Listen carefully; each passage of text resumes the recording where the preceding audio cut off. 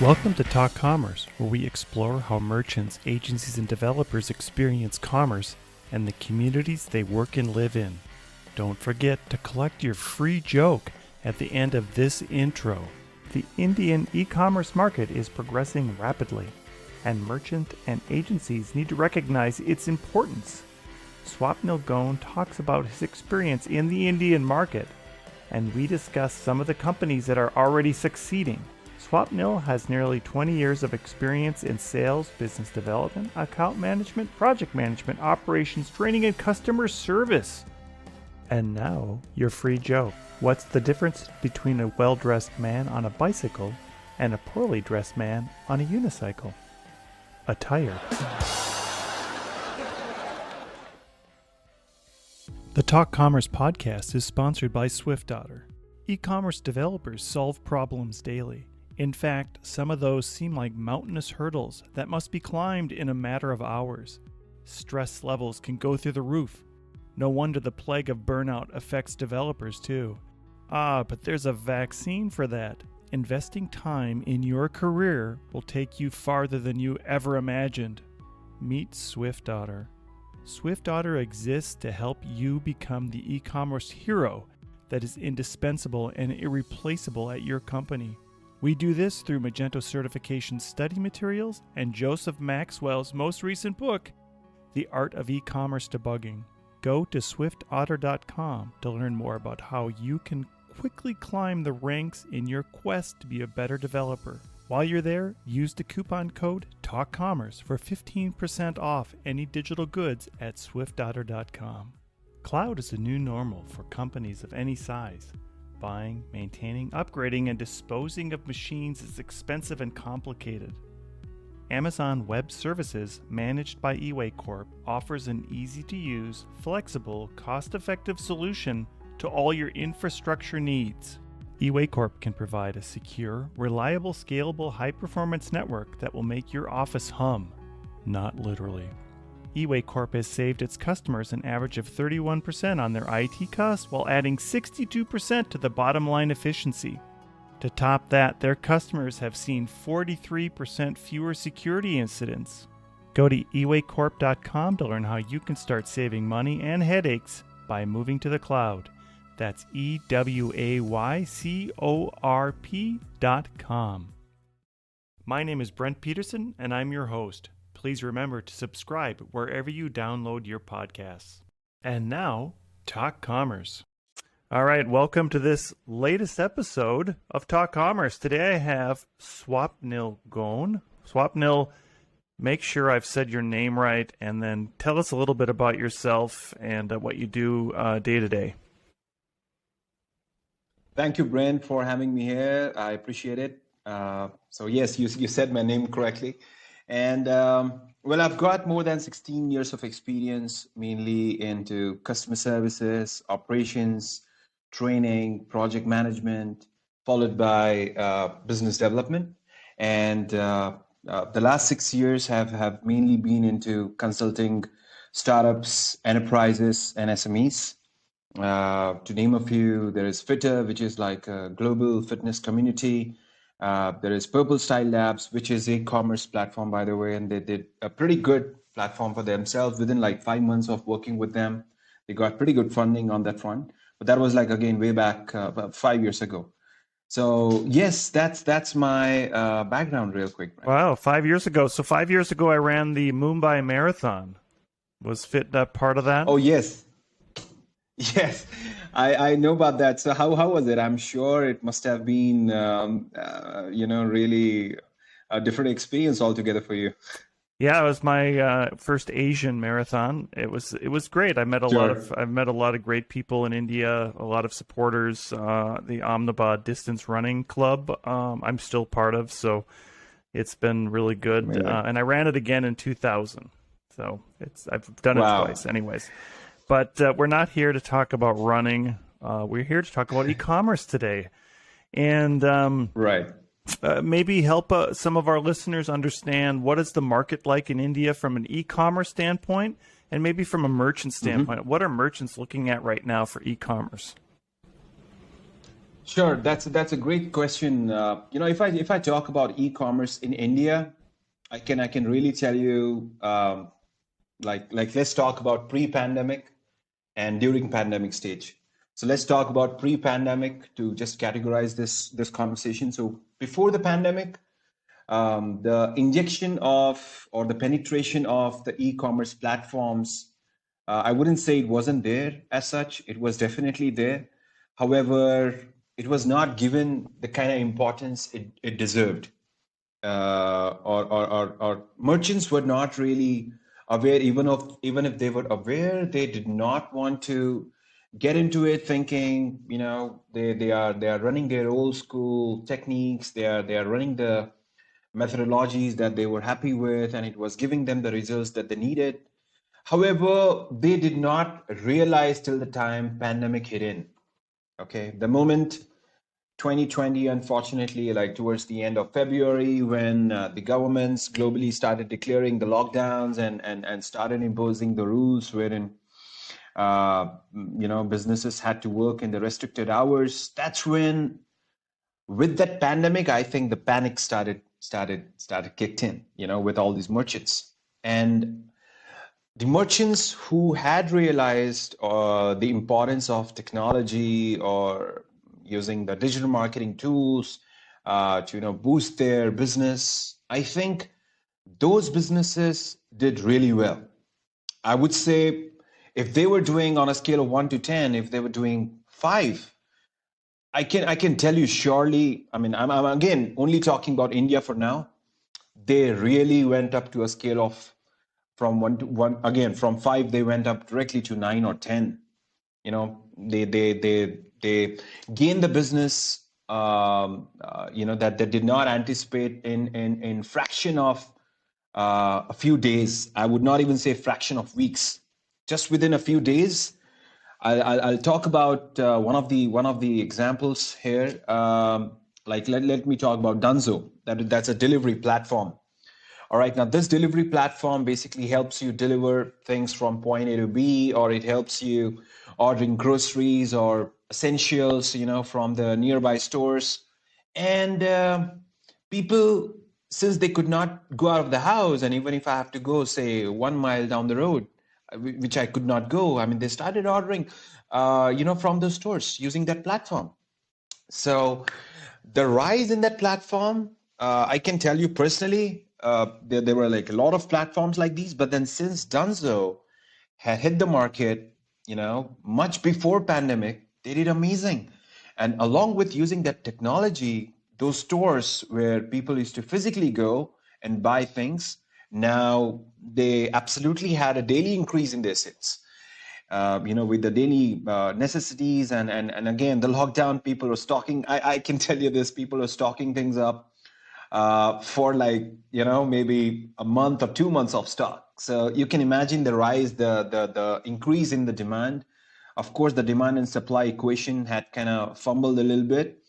However, yes, it eventually worked out in favor of all these small merchants I'm talking about. The big ones, again, to name a few, like Reliance, and there are quite a few big players in the market. I'm not even going there. I'm purely talking about the hyperlocal, the small merchants, who really did awesome. So that's during pandemic on the e-commerce side of it. Yeah, and so you feel as though the small merchants were educated enough to get online quickly, and was there a tipping point where there's a really small shop? Did they everybody sort of embrace it, or is it more the middle market of merchants that embraced e-commerce quickly? Well, not everybody. I can tell you even now, it's not everybody. I would say even after a period of almost 2 years, like next month, literally, like it's 24th of January now, and I remember 22nd of February 2020 is when things started getting a little serious. So literally, even in these 2 years, I would not say even more than 40%. So 60% of the market is still there, wherein they need to be maybe thoroughly educated. Now that could include rural, because urban side of it, certainly there is a majority of the shopkeepers or the merchants, who have kind of realized that yes, the sooner we get in, the better it is. But then I'll tell you one interesting point here, Brent. Okay, the thing is, again, from the Asian perspective, from the merchant's perspective, they think that number one, the challenge could be, why? I mean, why should we adapt to this? It's okay. Like, I'm expecting, let's say, $100 or $500 business on a daily basis. I'm getting it. It's okay. Why to do that? Secondly, they, without even knowing the cost of getting into this, they think it's too expensive to get into something like this. That's the fear that they've got. That, okay, I've got other things that I can take care of. Why should I really do this? I might as well use those or use that budget for something else, maybe, to stock up some more items in my store, or maybe, to enhance the way my store really looks. And that's about it. They really don't want to get into the digital side of it. That maybe could be the fear of the cost side of it. So they're not really educated on that front yet. And the third side of it is maybe the challenge could be again sustaining the cost that they might just get into. Let's say they spend about, say, 5,000 to 10,000 USD, let's say, an annual cost. I'm just talking on a lower side of it. So even if they do that, I'm not quite sure if they would really want to do that year on year. So because from a small shop or a small store perspective, that cost is huge. Yeah, so I think as we're now going into 2022, what could merchants be looking at in terms of getting online, and what do you think? I know we did talk a little bit in the green room about BigCommerce and how BigCommerce is coming into South Asia very strong. Right. Right. Do you think that something like BigCommerce is a solution that medium and small merchants could embrace in India? That's a brilliant question. Yes, BigCommerce, Wagento, these platforms and these tools, should definitely be embraced, and people are getting towards the side of getting themselves educated. It's not that they are trying to do some research in their spare time, but then they are maybe just checking with someone they could really approach to, maybe their peers or their merchant colleagues. You can say, like, when they meet up, usually they have some wholesale markets wherein they kind of meet up on a weekly or a monthly basis, and they just do some casual talks as to how their businesses are doing. Now, that's exactly where maybe, if someone is digital and someone is doing like the way we spoke some time ago on someone growing the business from 5 to 9 on a scale of 10. So I think when they kind of get themselves educated by probing more on how they could really enhance their business, and then when they get that even 1% of knowledge, hey, you know what, why don't you try BigCommerce? Or why don't you try, this? Because, it's kind of without doing a lot of, by not just doing word of mouth, it's also like by getting yourself into the digital mode, you are kind of expanding your vertical, you're expanding your consumer base, you're expanding your sales cycle. I mean, the sales cycle, it's not really a sales cycle as such, but then yes, it's mainly with small merchants, it's like a word of mouth. Like, say for instance, if my neighboring building or apartment folks are telling me about a merchant who is like giving some good offers, and again, if he's gone digital, it's very easy for me to just spread that word of mouth on a WhatsApp group, like or maybe on a Facebook group, like, why don't you go with this guy? So the word of mouth, certainly it works pretty well globally, but then locally over here, if a merchant is kind of giving a good service, say for instance, I placed an order for maybe say bread or eggs or milk and some daily essentials, and the guy is giving me good service without any offer. Okay, I'm not talking about offer now. I'm talking about good service. If someone is delivering me the goods within say 10 minutes or less than 15 minutes, I would love that person. Why not? Because everyone's life is busy now. Since with that flexible timelines, and with the kind of schedule we have, the work from home schedule we have, things are actually very urgent right now. So if someone is giving me good service and that person is available online, he's got some digital presence. So yes. So coming to the point of how big commerce could really benefit, I would say it's certainly gonna increase their revenue, at least for 2022. They could easily look up to 10 to 20 folds of what they're doing right now. Is there specific platforms that are common that in India that aren't common outside of India? I think of in Mexico, Tienda Nube is a newer platform that's a SaaS base that is only for Mexico. Is there e-commerce platforms in India that are unique to India that don't go outside of India? Not really, because any company or any startup that's working mainly from India, they tend to make themselves global right from day one. So I wouldn't really say any brand as such or any company as such which is serving locally and not willing or not expanding themselves globally. So from a merchant standpoint, then it sounds like right now, anyways, the idea of getting onto e-commerce quickly is a good solution, and BigCommerce would be a good solution for a merchant.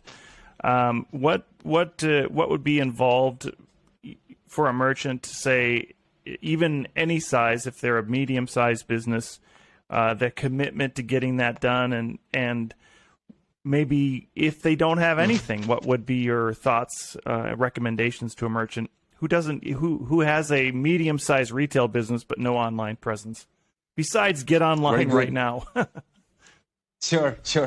So I think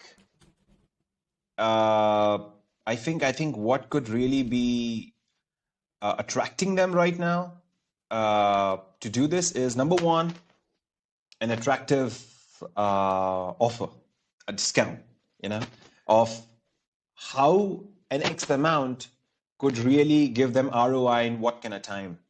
And that's something, if we kind of educate them in a very simple manner. Like, as I said, I used WhatsApp term some time ago. WhatsApp is a very common social media platform in India, like South Africa and all these countries. They really are, because they just keep looking at their phone all the time. Have I got any WhatsApp?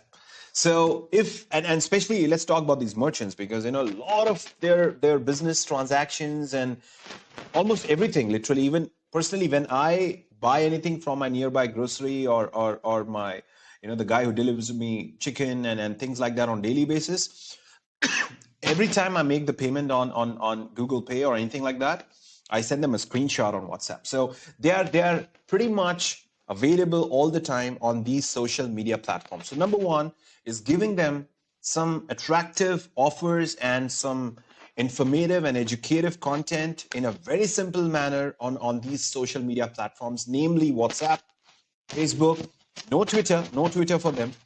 But then yes, WhatsApp and Facebook, really the two popular ones that I can talk. Number three could be Instagram, but then I wouldn't really go there for merchants for now. That's number one. Number two is telling them how fast we can do this for them. Okay, how fast we can do it. So if we are willing to do this work, let's say if we are willing to get this work done for them, like get their digital presence in, like, say, about 2 weeks of time, very good.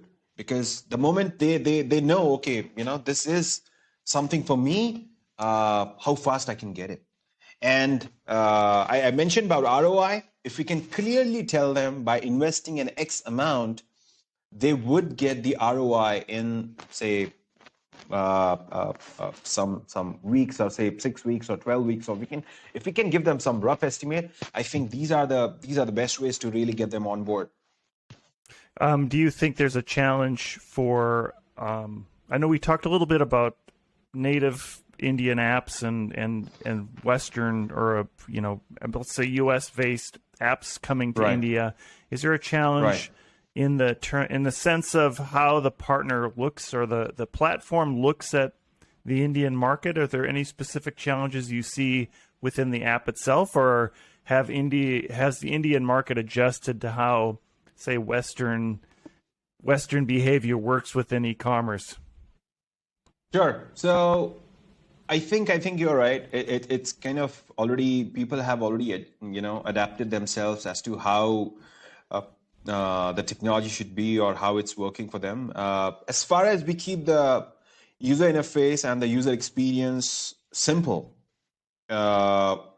like without complicating it too much on one screen. So just keeping like one or two actions on a single screen. And as I said, like, because when we are talking about the merchants, it could be like as young as teenagers, or it could be as old as maybe over 70, 80, So we have to really consider that UI, UX aspect of it. As far as we keep it simple, it's legible for them to know, to read, to know what needs to be done. I think that should be fine. And then from the a localization perspective, if there is some localization, now this is an important point, Brent. If we can localize, okay, that could be an edge, okay, because keeping it in English, the merchants, I'm not only talking from the merchant perspective, but then I'm talking about the end consumer for those merchants, because I mentioned rural some time ago. So if we are planning to cover rural as well, because rural itself is like a good amount of population we are talking about over here, okay, which certainly needs to be served, because they are absolutely looking for some cost-effective methods of getting these techniques or these facilities made available to them. So if we can really get the localization done for them, I think because there are tons of languages. I'm not talking about all, but then at least if we cover up the national language, which is Hindi for India. So after English, if we can do that, at least to get started, I think that could be a terrific start, and it definitely shouldn't be difficult. In fact, there are a lot of players already. To name a few, there would be like maybe top 2 or 3. However, in order to expand, the community is always. When I say community, let me just put it in other words. Let's talk about the people itself. So people are always looking for something new over here. They are always looking for something newer, something better, and something cost-effective. Right. Oh, newer, better, cost-effective. That's so innovative, or always moving forward, right? So something like that people are looking forward. Sure. So it's interesting you brought up the language thing, and there are hundreds of languages in India. So covering, so I suppose you run the risk of alienating people if you're based in Gujarat and you had Gujarati, right, Hindi, and English. You may alienate the rest of the country. So you'd recommend merchants go out with Hindi and English to start. Absolutely correct, Brent. And would you think that then, if you're going to add more local languages, or do you think there's a need to add local languages after that? Well, now that's what I'm saying. If we now this could be state-wise, by the way. Okay, now a good start over here could be, let's say we have a merchant from up north. Okay, now in the northern side of it, you really don't have to go beyond Hindi with anything else, because the entire north is good with Hindi. If you go way down south, okay, now they kind of do not adore, or they do not like much of Hindi, even though it is a national language. Now there we may need further localization to be done. Even though Hindi is there, people would prefer English over there, by the way. Like Kerala, which is one of the states which is the top state in India with the highest number of literacy in India. Now, there, literally everyone even speaks in English. So there, I don't think even the Hindi language would be essential or required. Now there, you may need the other local languages. You may need like Telugu and Malayalam, and there are quite a few other languages out there. Now, there it could be merchant specific. Now, the moment we go towards west and the moment we go towards east, what I'm thinking, okay, now east and west, we could very well have English, Hindi, and then the respective local language for that specific merchant within the region that they operate in. That could be a good idea again for them. So after that third degree, first is English, second is Hindi, and the third is their local. After the third degree language, I don't think it has to go to any other language as such. But then, yes, there are certain applications in India. Like I remember speaking to one of the taxi application, taxi company, which was in west south. Okay, so they had kind of localized about 4 or 5 languages. But then when we check their analytics, 6 months down the line, not many people use more than English and Hindi. Right. Interesting. Yeah. Yep. So I think you said it earlier. Just keep it simple in the beginning, right? Just make it simple, yes. and let's get online and let's start transacting, yes. and making some money. Right. I know that the maturity of the market, Amazon Prime is there, so right. Any market that has Amazon Prime, there's some sort of buy-in from Amazon that's going to have to happen, and if they believe it's mature, then that's a good indicator that merchants should be online. Can you think of any other indicators why merchants would not want to be online or should be online? Either question. Well, they should be. I would talk in favor of why they should be online, because certainly you need to expand. You open up a shop or you open up a store, you can't be just sitting there getting the same revenue that you have been getting, especially in pandemic. Again, I really feel bad for these local merchants, because they were really not earning much. And with the pandemic, with the lockdowns, whatever amount they were earning, which was maybe just paying their bills and just getting them some daily wages. Even that had stopped. So it's like a must time right now for these guys to go digital, because even if you check on Google, by 2026, maybe say about more than 50-60% of these stores are going to be wiped off.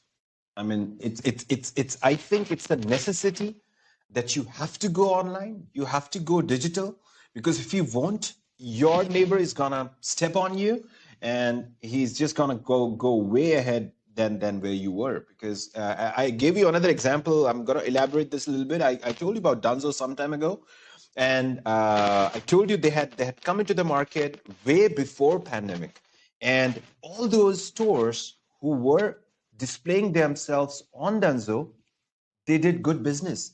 And literally their neighbors who were not on Dunzo, imagine, they were crushed like cockroach, how Kevin says. Like a cockroach. Interesting. Yeah. Right. Good. So we have a couple minutes left. If you were to give a merchant some bit of advice going into 2022, what would be the first thing that they should be doing for India? Right. So they should have good stock on themselves. A lot of times the hot selling items are maybe not delivered on time. Maybe the packaging itself is a concern at a lot of times. So you need to ensure that the packages, say for instance, if you're delivering milk, let's talk about a grocery store. I ordered from Big Basket, by the way. I'll tell you a classic example, and I really don't like. I'll tell you one instance, and you'll understand what I'm saying. So Big Basket, Shahrukh is the brand ambassador of this brand, by the way, and it's called Big Basket Daily. BB Daily is the app.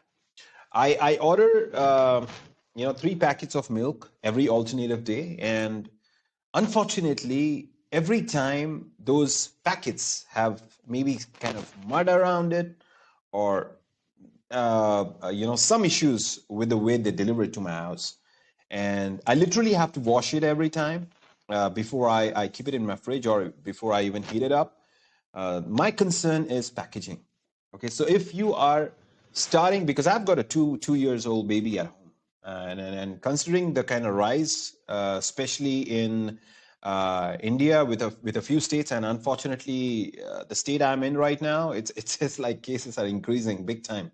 So sanitization and the hygiene part of it is like a big concern. So if you are opening a store, if you already have a store, or if you want to expand your business, you want to multiply your consumers that you already have, or you want to reach out to more people that you could already or you could ever imagine. Number one is, I'm not going to talk about the digital presence because we already spoke about it. Number one has to be digital presence. I'm going to talk about number two is the customer service. The way you present yourself as a store owner, as a brand, whatever you call it, you have to really ensure that the sanity and the hygiene is taken care of.